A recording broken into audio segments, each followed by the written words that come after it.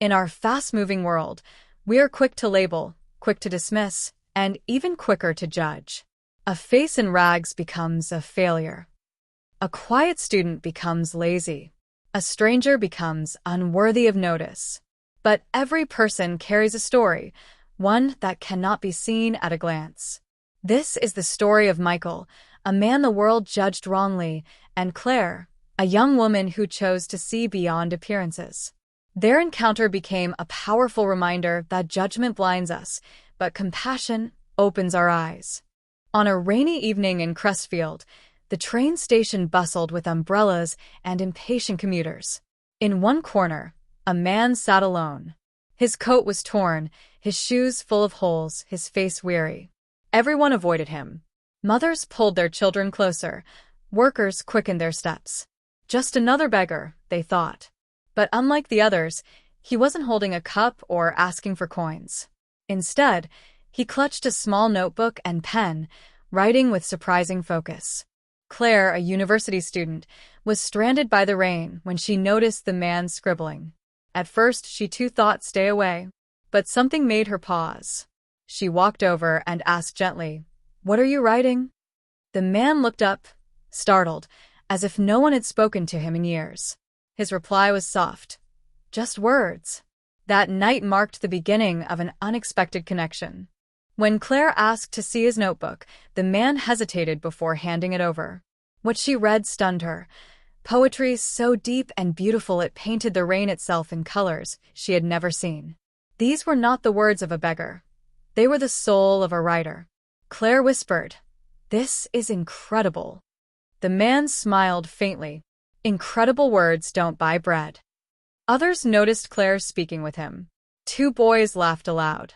"Look at her, talking to a tramp. How pathetic." The man's shoulders slumped, shame written across his face. "You don't have to waste your time on me," he muttered.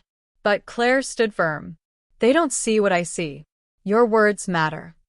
In that moment, she became not just his listener, but his defender. Days passed, and Claire returned to the station often.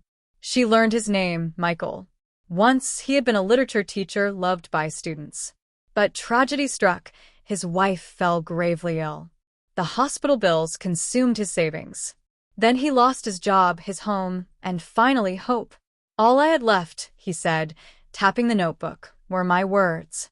One evening, Claire asked to borrow a few of Michael's poems. Without telling him, she submitted them to a local writing contest. Weeks later, the results were announced. Michael's work had won first prize.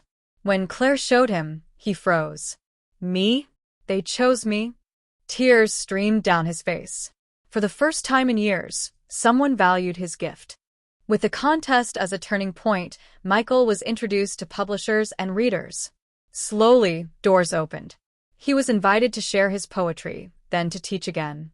He still wore scars of the past, but hope returned.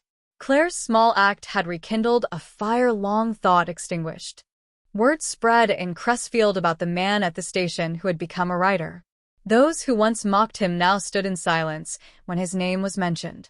The same boys who laughed at Claire's kindness now saw Michael's book displayed in shops.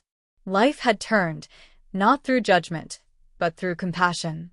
Michael's poems were compiled into a book that touched thousands. His words about grief, hunger, and hope gave voice to silent pain.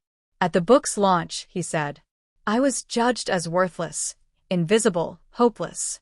But one person chose to look deeper. That made all the difference." Claire sat in the front row, smiling through tears. Years later, Michael visited schools to speak to students. Standing tall, once again in front of a classroom, he told his story. "Never judge a person by what you see. You don't know their battles. You don't know their dreams. A kind word can save a soul.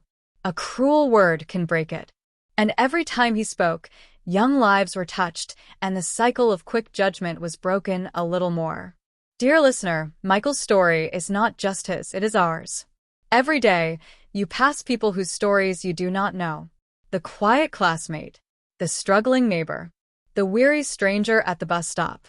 Some carry grief too heavy to show, some hide dreams too fragile to share. Before you judge, pause. Look deeper. Listen longer. Offer kindness sooner. Because judgment sees with the eyes, but compassion sees with the heart. And the heart always sees more clearly. For more inspirational, motivational, and educative stories, kindly subscribe to this channel.